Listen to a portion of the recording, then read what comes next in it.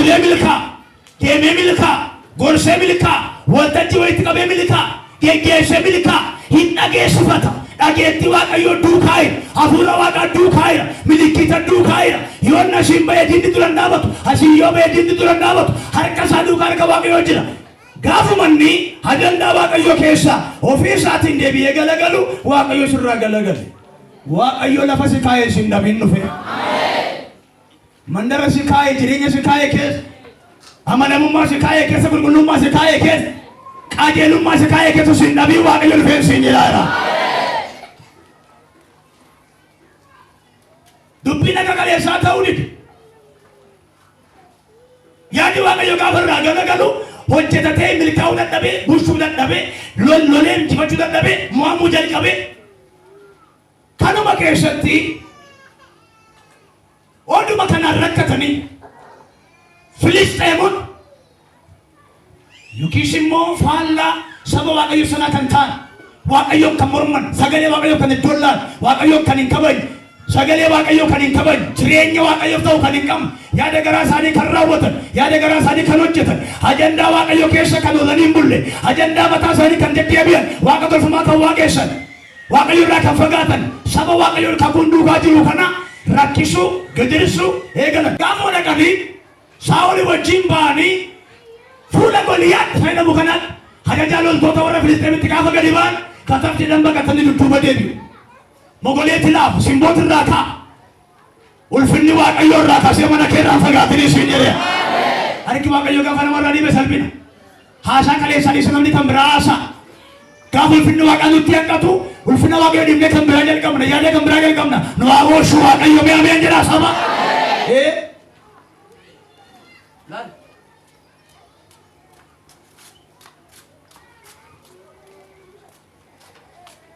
adda waraanarra sababii ijoolleen ishee kursadan Saa'ol duukaa jiraniif abbaan ishee hiqee taa'ee waa ijoollee isaati yaada mucaan yookiisii quxisuun ijoollee ishee keessa Daawit namni jedhamu immoo hoolota tiksa lagatti tiksituudha baraa keessa hoolota tiksa lagatti hoolota tiksa caakaa keessa hoolota tiksa akkamitti akka hoolota bineensa irraa ittisan bineensa immoo hoolota irraa akka rukutan wallaalummaa kee keessan harki Waaqayyoo haa mul'atu siin jedhe waa'ee noo beeka akkuma kaleessaa shaakaluma kaleessaa tan beeka beeka mucaan laga bu'eetu maal fudhate yoo jettan dhagaa guggummee 5 fudhatee jedha furrisa fudhatee jedha furrisaan shimbira ari'u qamadii irraa sirrii miti jedhan baay'attan leencitti hin dhaamee beekaa furrisaan dhaameen beeka furrisaan kan rukutan maalidha furrisa fudhateetu keessa kaa'ate maal keessa kaa'ate jettan korojoo keessa kaa'ate halleluuyaa uffee laphee kee gara Waaqayyoo taa'ee nuun siin jedha meerta keessa molkaasaa Yesuus jedha arreenaame waan biyya lafaa jedha natti baasa jedhaani eenyummaa koo jedha ofii isaa dhuunfata jedhaani ameen jechuu dandeessuudhaa halleluuyaa nande maan akkan injifadhee galu malee akka mo'amee galu natti mul'atu innata galaga shite galta Saa'ol dhaqee galeera jedhe anoo kaleessa dhaqee galeera Abiinaadaab dhaqee galeera Shaamaay dhaqee galeera Eliyaab dhaqee galeera loltoonni dhaqanii galaniiru halleluuyaa isaalana inni si wajjin ba'u isa dhaqee galutuun ta'in isa dhaqee galagashee galuudhaan siin jedha dhaqanii galan maan dhaqnee galle hojiitti baanee hin milkoof daldalatti baanee hin milkoof hin injifatamne malee hin injifanne barumsatti gadi dhaqnee hin injifatamne malee hin injifanne barannee milkoof hojjennee milkoof daldallee milkoof kadhannee milkoof maaliif yoo jette yaada Waaqayyoo keessaa waan ba'ameef aska beerka kee jabaan jabaa gararraa ganama kana si wajjin ba'a yaadi biyya lafaa sibirraa fi alana saalanaa kana guyyaa kana kaase jireenya moo'ii haalli kasi abaarsi gol yaadii kan ta'e laphee kee irratti jibbi gol yaadii kan ta'e loltee akka hin injifanne kan godhe achuma naannaanuma akka kitaaba of tuulummaan siidhee kan qabe ganama kan akka jedhe waaqayyo hiikee turate dhattee galta miti dhattee galagashitee galta siidhee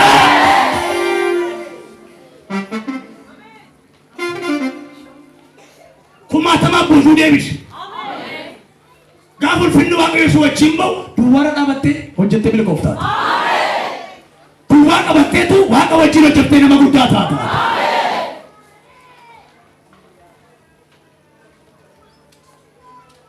Mootota isa duraa boqonnaa 17 kana guutummaa isaa yoo dubbifata. Lakkoofsa 49 irraa immoo akka jedha 17:49. Dhagaa gugummee 5 fudhateera. Dhagaa gugummee 5 fuudhe kun maaliin? Eessaa fuudhe gajjedhee fuudhe. Jarri maaliin moo'icha dhaba yoo jettan gajjedhanii beekan. Hirruma keessa deemuun. Hirruma keessa jababbaasa. Haasaan isaa jababbaasa. Hojii isaa jababbaasa. Milkaa'insa qabu. Hirruma keessa gajjedheen fuudhe. Gajjechuu jechuun beektuu laata? Waaqayyoon argu. Gajjechuu jechuun waaqayyoon argu. Hojii keessatti gadi hin jenne, lola keessatti gadi hin jenne, gaa'ela keessatti gadi hin jenne, daldala keessatti gadi hin jenne, ofumaan hojjetee deemaa namni milkaa'ee seetaan isaa lanaa si wajjin haa ba'u waaqayyo milkaa'insi kee alana dhaabeen.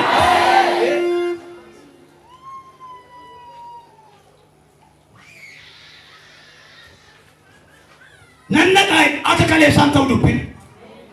Nannaqa akka kaleessaan miti jijjiirameeraan. Maal ta'eera gajjedheera. Maal fuudheera mul'ata fuudheera. Mul'ata fuudhee si wajjin haa ba'u harki waaqayyo irraa kaase. Ani garuu maqaa waaqayyo isa waaqaa lafa meessuutti nan dhufe. Namoonni kun nama gammachiisu. Maqaa waaqayyo maalaan godha? Maqaa waaqayyo gooftaa maccaatiin sitti nan dhufa jedhe.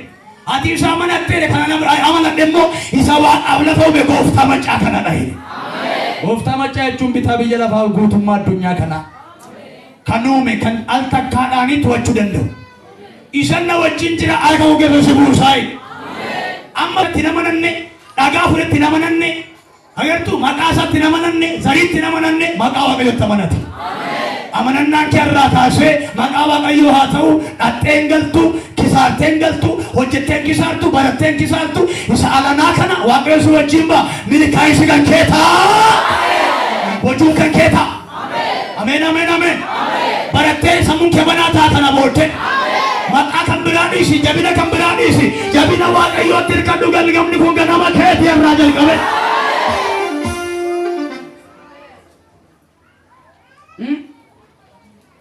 Maaltu uumamaatti moo'icha nu dhoowwate beektu? Tokko ofitti amanan. Lama yaada waaqayyoo keessa nanne yaada foonii keessa jiru. Gurbaan kun immoo yaada foonii yoo dhiisiseetu ofirraa baasisee yaada fudhatti jira. Namna fuura bu'aa biyya lafaati ameen jettaala.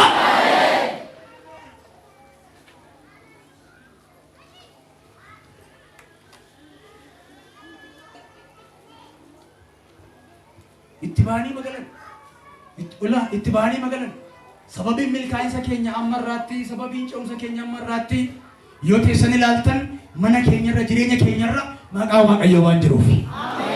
Mee ameen jettu? Sababii maqaa waaqayyoo jiruuf lollee injifanna. Sababii maqaa waaqayyoo irra jiruuf dhukkuba injifanna. Rakkina injifanna. Hamma nu isa yaada waaqayyoo galmaan ga'e jechuudha. Yaada waaqayyoo gaafa kan galmaan ga'uu dandeenyu yoo foon kun du'eera. Foon du'eera taanaan Goliyaad bakka gadhiiseera. Ameen jettuu laata? Amma dirree namarratti kan wal jiru Daawitii fi Goliyaadii. Ilaali. Daawitii fi Goliyaad dirree irratti wal jiru. Eenyu akka injifatu garuu waaqayyo mul'ata siif haa laatu. Hin injifatan ta'e hin beeku. Garuu kan dubbachaa jiru namni kana booddee Goliyaaditti dhaqee itti mul'atee deebi'atuun ta'e utuun taane dhaqee galagashee hirra ejjete kuffiise biyya lafaa mo'ee foon mo'ee yaada fuura jireenya fuura Daawitiin ta'ee ba'an jedhaa jira. Iyyatti ameen jedhaa dabala. Fagootti beekina. Ammas ni tokko lakkii akkasii dhiise. Ni tokko immoo lakkii kun yaada waaqayyooti. Walunaa. Keessi keessa waloleen beekuu.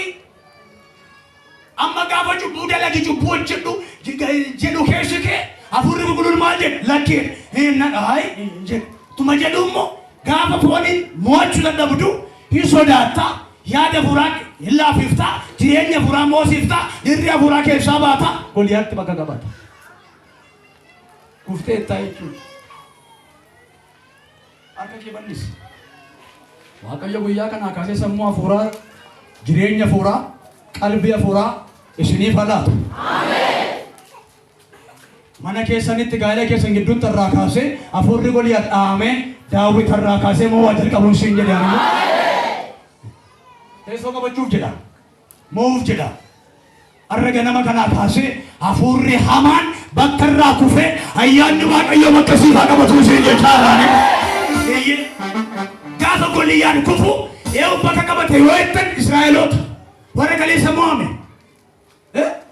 Arrayyuu jireenya foon keetii gaafa mo'atu jireenya foon keetii gaafa jeeru jireenya foon keetii gaafa bittu ati maal taatetta yoo jen nuyi maal taane jira yoo jen yaada fuuraa keessa jira.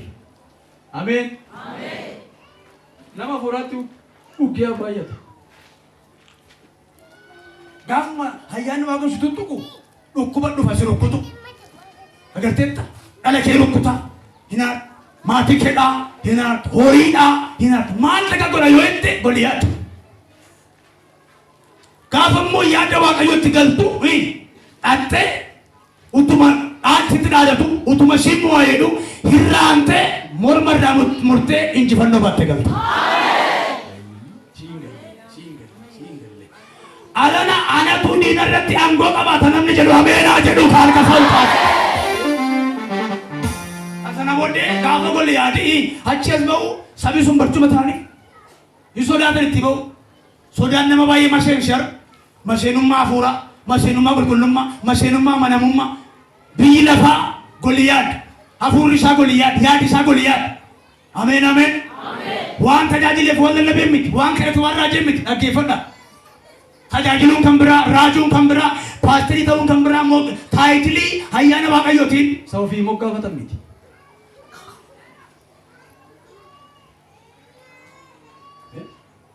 Warri maqaa moggaafatan achituu jiranii mucaan godha dhufe. Kan loluu injifate maqaa miti kan loluu injifate jireenya.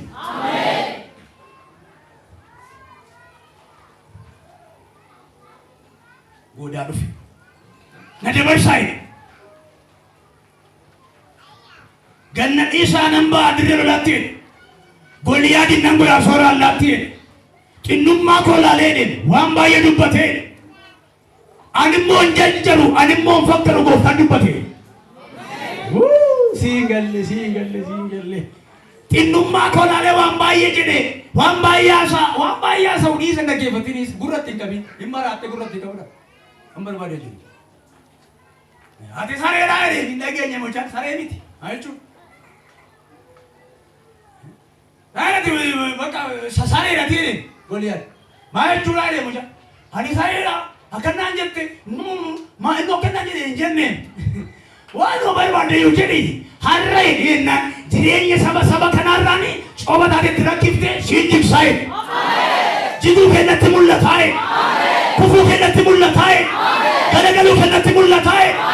Utuu allaattii samii keessa barrisu foon keenyaatu argaa jira. Hidda suuraa siifa walirraa kaasee Waaqayyo.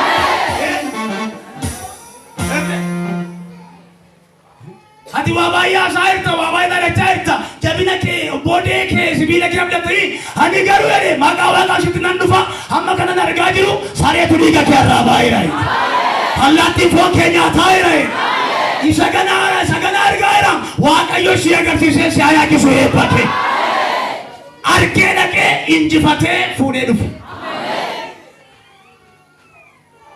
Ergaa dabarsee dhiise miti. Eraa kan akkasina gubaayee kana gidduudha ijoollee Goliyaatiin hin kufa dhiise miti. Kuffise irraa mure itti agarsiise sasaba rakkise kana irraa fuudhee elaa kun diina keessa hin jedhe. Isayyuu mataa irraa fuudhee dhaqatee gidduu kaa'e. Nama jilbeeffatee erga kennachiisu nama jilbeeffatee hafuura biyya lafaa mo'uu danda'u. Harama miti baay'isee yaada foonii miti irreedhaan miti jilba fuuraa siif alaatu ganama kanaa kaasee Waaqayyo.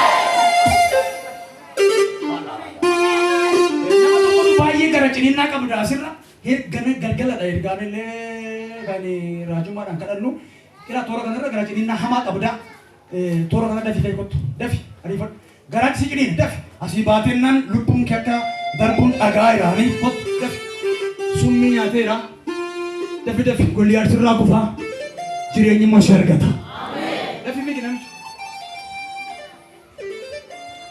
lassoo kaataaraadiyaa garaatti ciniin maal Garana jiina. Tahu dan dapat. Dapat semua. Semua kisah sinya.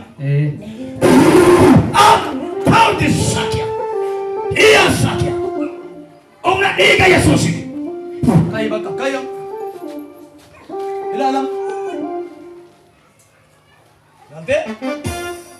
Ya. Baik. Injiru. Majera macam. Injiru.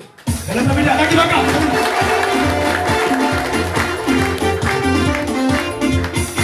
Arke biragale bini arke ajjese biragale Daawit.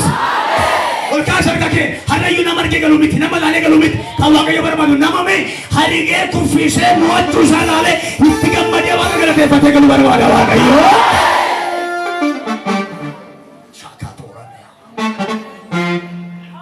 Hila gatooba sakara diyaabo. Hila gatandaa suhaadhaa namoos. Hila namoota baay'ee tamma bidduu waaqayyo qabata. Ila dhufeera argaa jiran ergamoota waaqayyo torbatti kuma harka fuudhu baay'inaan dirree irratti salphate irratti ni kabajanaa jedhe waaqayyoota ila soka tarabaa soka ipenna haya ila dirree irratti dhukkubni salphisetti har'a kabajamtee baatu dirree irratti abaarsi salphisetti moo'icha fudhattee baatu ila ergamoonni dhufan qaba ila sakatoota rata nama shoba ila baba masho rata nama baba namoota baay'ee irratti maana jirtu waaqayyoo fide ummata ulisan ilaalaayira Fadhu Yesuus yoo itti qabani nam boosisu naan jedhe waaqayyo dirree irratti salphatan irratti kabajamu naan jedhe gooftaan sagalee dhaga'aan jira men toroota sakee abaa isaananaa waaqayyo diina kee ari'eesiif immoo ittoo laata ameen jettuwa dirree maratti rukkutamaa dirree maratti cunqurfamaa dirree maratti mu'amaa jettu kana irratti alaabaan moo'icha kee ol kaasaa lanaa hila gatooba sakee isaanambaa dirree lolaatti Goliyaadin nangoodha soorallatti eenyummaa kolaalee baay'ee dubbate anillee fakkaru dhugaanuun dubbata ganna isaanambaa dirree lolaatti Goliyaadin nangoodha soorallatti Hallelujah! Hin amantaa? Ol kaasa argate namni nama hin argine hin kaasi hilaal Iyyesuuti katabaatoo baasate yawa fuula kennaa batee abid ila abidda gurmaa'ee kanatti harca'uun ilaalaa jiran abidda samii harca'uun ilaalaa jiran dhaabadde yaaboo masoo katabaa rosa taphata nama akka qaleessaa miti siin jedhe waaqayyo ol makaas argicha ol kaasi argi kun yaa waaqayyo harka nama argeeni agabamu hin jedhe agabamu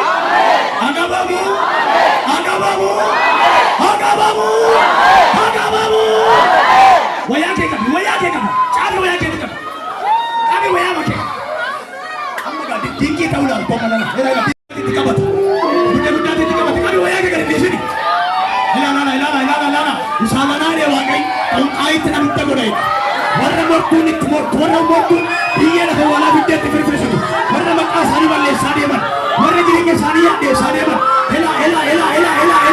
hiiga tuuba hiraalaaba yuuna hiiba borsaka hiidensimi reegatu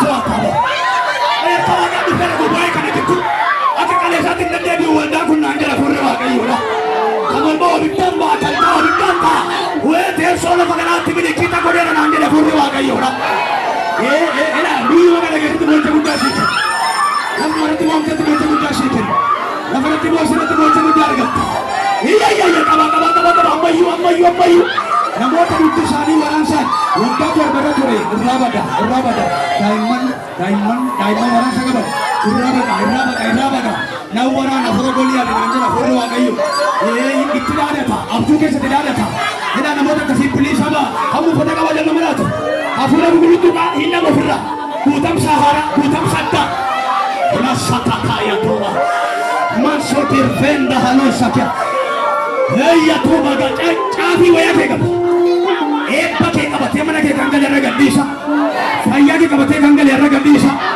rifeensa mataa kee qabatee kan ture irra gadhiisa birrii duukaa kan mana kee gale irra gadhiisa yelaa qabaa garraa sana ootaa gaabaa shooda qabii qabas wal qabaa waa jala maras pao gandara tuusati haleluya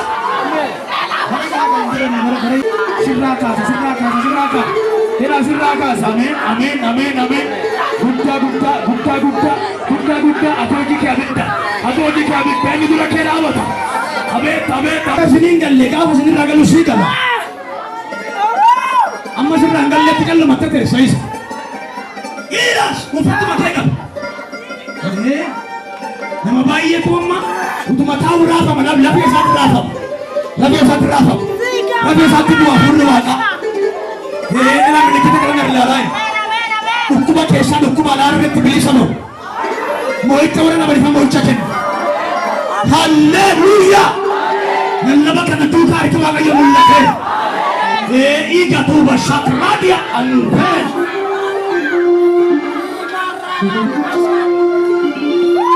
ila suwat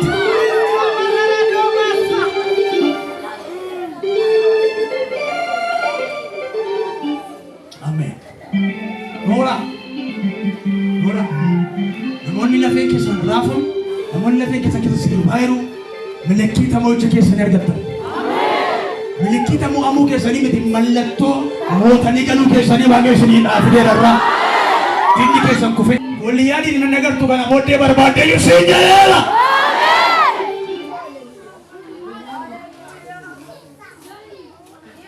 Yesus harka reebaa galata guddaa fida